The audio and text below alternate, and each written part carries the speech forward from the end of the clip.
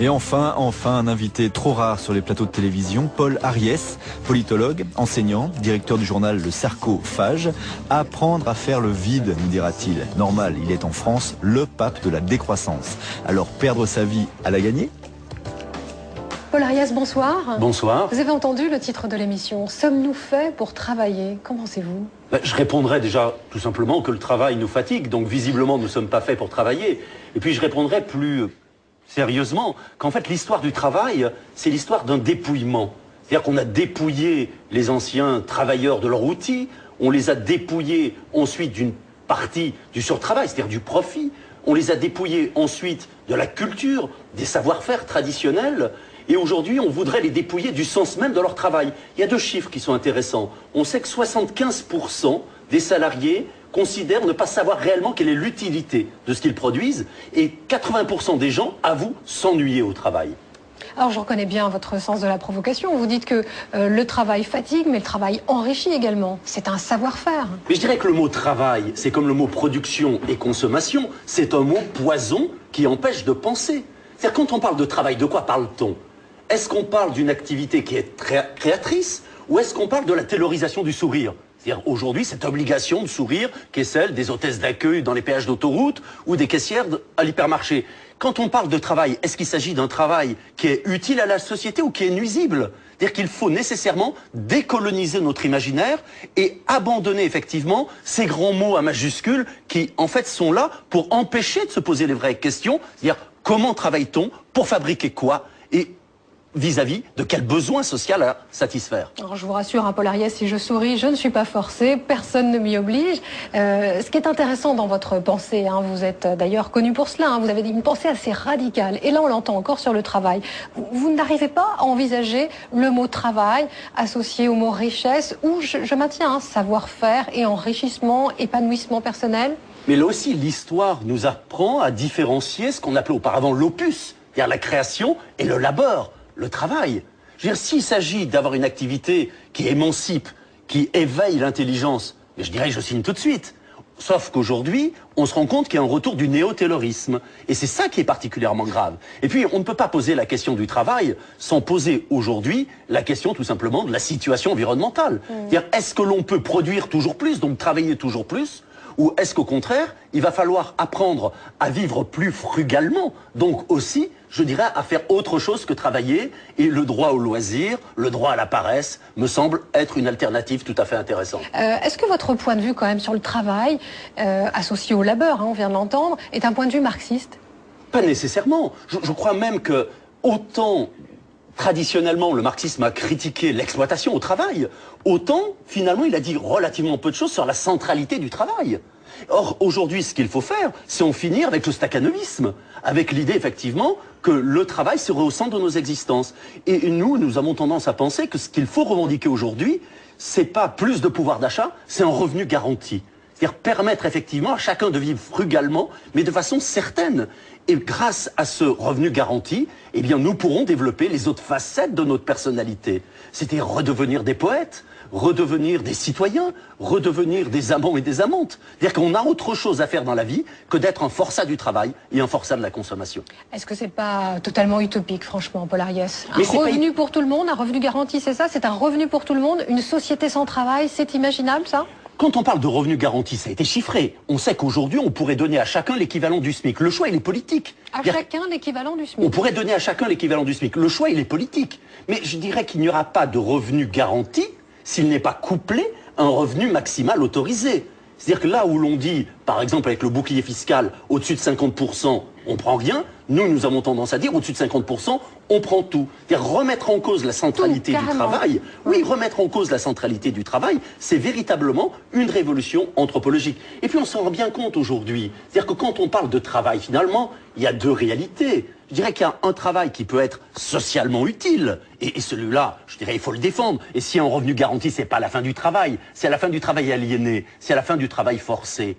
Et puis il y a aujourd'hui le fait de vouloir maintenir à tout prix des gens dans un travail parce que c'est une sorte d'impératif moral. Je dirais qu'il n'y a rien qui rassure tant la bonne société que le SDF qui vend un journal gratuit. C'est-à-dire qu'aujourd'hui, au lieu de créer des faux emplois, au lieu de multiplier des stages bidons, au lieu de prolonger une scolarité qui mène à rien, eh bien, il faudrait mieux développer l'imaginaire et ne plus faire du travail le centre de nos activités, mais faire du politique, de la poésie, le centre de nos existences. Mais Paul Ariès, le travail, on en a besoin de médecins, on a besoin d'infirmières, on a besoin de boulangers. On ne peut pas demander moins de travail à ces personnes-là. Mais c'est évident qu'il ne s'agit pas de penser en tout ou rien. Et quand on parle d'intégrisme, je dirais que l'intégrisme peut être de partout. C'est-à-dire qu'un slogan comme « travailler plus pour gagner plus », c'est un slogan autant intégriste que le slogan qui est le nôtre, c'est-à-dire effectivement moins de biens et plus de liens. La question étant finalement de porter un diagnostic sur le monde.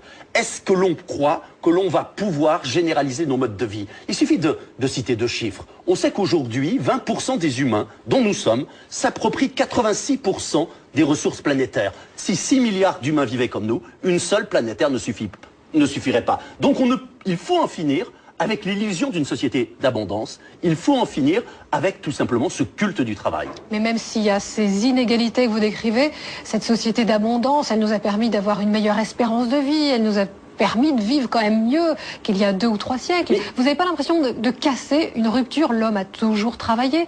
Dire l'homme doit moins travailler, c'est une véritable rupture. Alors c'est pas tant une rupture que cela. Il faut savoir par exemple qu'au Moyen-Âge, il y avait 150 jours par an qui étaient non travaillés. Il faut savoir que dans les sociétés traditionnelles, le travail est toujours couplé à une autre dimension. Prenons nos moines dans les monastères, ils travaillaient, mais je dirais que l'objectif c'était de se faire l'égal de Dieu. Donc il y avait une finalité. Aujourd'hui, finalement, le travail a perdu son rapport avec la vie quotidienne. Et en fait, on travaille pourquoi? Tout simplement pour avoir un pouvoir d'achat. Et moi, j'aurais tendance à dire, face au débat sur le harcèlement au travail, face effectivement à cette violence qui se développe avec les nouveaux modes de management, on ne pourra pas en finir avec le harcèlement au travail si nous ne renonçons pas à être, en même temps, des forçats de la consommation. Paul Ariès, quand je vous écoute, je vous imagine donc en train d'enseigner, c'est votre métier, vous êtes politologue, vous êtes également directeur d'un journal.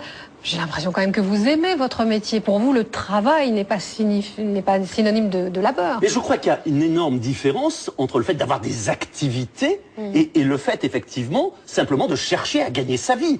On peut reprocher tout ce qu'on veut au capitalisme. C'est un travail choisi et non subi. C'est un travail choisi. C'est-à-dire qu'on peut reprocher tout ce qu'on veut au capitalisme, c'est une société diablement efficace. Premièrement, parce qu'elle sait susciter le désir et le rabattre ensuite sur la consommation de produits marchands. Deuxièmement, parce que le capitalisme insécurise. Il casse les identités collectives et individuelles. Et puis d'autre part, on le voit aujourd'hui, il développe la précarité et la flexibilité. Il développe la liberté aussi, liberté d'entreprendre. Mais bien sûr qu'il développe une partie de la liberté. Je crois que la marchandise, l'invention, je dirais de la marchandisation, a été quelque chose d'historiquement essentiel, mais qui a donné tout ce qu'elle pouvait être positive. Et aujourd'hui, effectivement, eh bien, il faut un basculement. Il faut sortir de cette société du travail qui n'a finalement que quelques siècles et passer aujourd'hui à un nouveau type de société. Une pensée radicale, pas révolutionnaire, mais radicale, en tout cas une pensée qui est assez atypique. Et on va pouvoir confronter votre pensée à celle de nos invités. Vous allez le voir, une chef d'entreprise, je suis sûre qu'elle aura des choses à vous dire, une sociologue et un philosophe pour vous répondre. On accueille nos invités. Consommation, c'est un mot poison qui empêche de penser. C'est-à-dire, quand on parle de travail, de quoi parle-t-on? Est-ce qu'on parle d'une activité qui est créatrice ou est-ce qu'on parle de la taylorisation du sourire? C'est-à-dire, aujourd'hui, cette obligation de sourire qui est celle des hôtesses d'accueil dans les péages d'autoroute ou des caissières à l'hypermarché. Quand on parle de travail, est-ce qu'il s'agit d'un travail qui est utile à la société ou qui est nuisible? C'est-à-dire qu'il faut nécessairement décoloniser notre imaginaire et abandonner effectivement ces grands mots à majuscules qui, en fait, sont là pour empêcher de se poser les vraies questions. C'est-à-dire, comment travaille-t-on? Pour fabriquer quoi? Et vis-à-vis de quel besoin social à satisfaire. Alors, je vous rassure, Paul Ariès, si je souris, je ne suis pas forcée, personne ne m'y oblige. Ce qui est intéressant dans votre pensée, vous êtes d'ailleurs connu pour cela, vous avez une pensée assez radicale, et là on l'entend encore sur le travail. Vous n'arrivez pas à envisager le mot travail associé au mot richesse, ou je maintiens savoir-faire et enrichissement, épanouissement personnel? Mais là aussi, l'histoire nous apprend à différencier ce qu'on appelait auparavant l'opus, c'est-à-dire la création, et le labeur. Le travail. Je veux dire, s'il s'agit d'avoir une activité qui émancipe, qui éveille la personnalité. C'était redevenir des poètes, redevenir des citoyens, redevenir des amants et des amantes. C'est-à-dire qu'on a autre chose à faire dans la vie que d'être un forçat du travail et un forçat de la consommation. Est-ce que c'est pas totalement utopique, franchement, Paul Ariès? Un Mais c'est revenu pour tout le monde, un revenu garanti, c'est ça? C'est un revenu pour tout le monde? Une société sans travail, c'est imaginable, ça? Quand on parle de revenu garanti, ça a été chiffré. On sait qu'aujourd'hui, on pourrait donner à chacun l'équivalent du SMIC. Le choix, il est politique. À chacun l'équivalent du SMIC. On pourrait donner à chacun l'équivalent du SMIC. Le choix, il est politique. Mais je dirais qu'il n'y aura pas de revenu garanti s'il n'est pas couplé à un revenu maximal autorisé.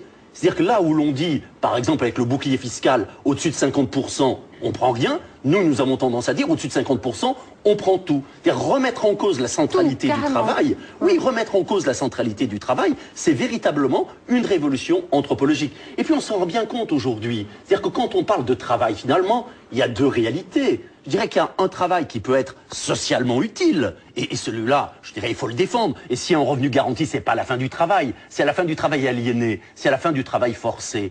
Et puis il y a aujourd'hui le fait de vouloir maintenir à tout prix des gens dans un travail parce que c'est une sorte d'impératif moral. Je dirais qu'il n'y a rien qui rassure tant la bonne société que le SDF qui vend un journal gratuit. C'est-à-dire qu'aujourd'hui, au lieu de créer des faux emplois, au lieu de multiplier des stages bidons, au lieu de prolonger une scolarité qui mène à rien, eh bien, il faudrait mieux développer l'imaginaire et ne plus faire du travail le centre de nos activités, mais faire du politique, de la poésie, le centre de nos existences. Mais Paul Ariès, le travail, on en a besoin de médecins, on a besoin d'infirmières, on a besoin de boulangers. On ne peut pas demander moins de travail à ces personnes-là. Mais c'est évident qu'il ne s'agit pas de penser en tout ou rien. Et quand on parle d'intégrisme, je dirais que l'intégrisme il peut être de partout. C'est-à-dire qu'un slogan comme « travailler plus pour gagner plus », c'est un slogan autant intégriste que le slogan qui est le nôtre, c'est-à-dire effectivement moins de biens et plus de liens. La question étant finalement de porter un diagnostic sur le monde.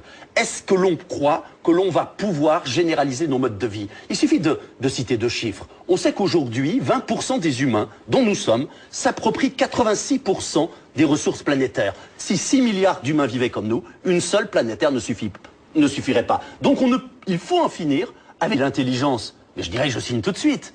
Sauf qu'aujourd'hui, on se rend compte qu'il y a un retour du néo-taylorisme. Et c'est ça qui est particulièrement grave. Et puis, on ne peut pas poser la question du travail sans poser aujourd'hui la question tout simplement de la situation environnementale. C'est-à-dire, est-ce que l'on peut produire toujours plus, donc travailler toujours plus, ou est-ce qu'au contraire, il va falloir apprendre à vivre plus frugalement, donc aussi, je dirais, à faire autre chose que travailler, et le droit au loisir, le droit à la paresse, me semble être une alternative tout à fait intéressante. Est-ce que votre point de vue quand même sur le travail, associé au labeur, on vient de l'entendre, est un point de vue marxiste?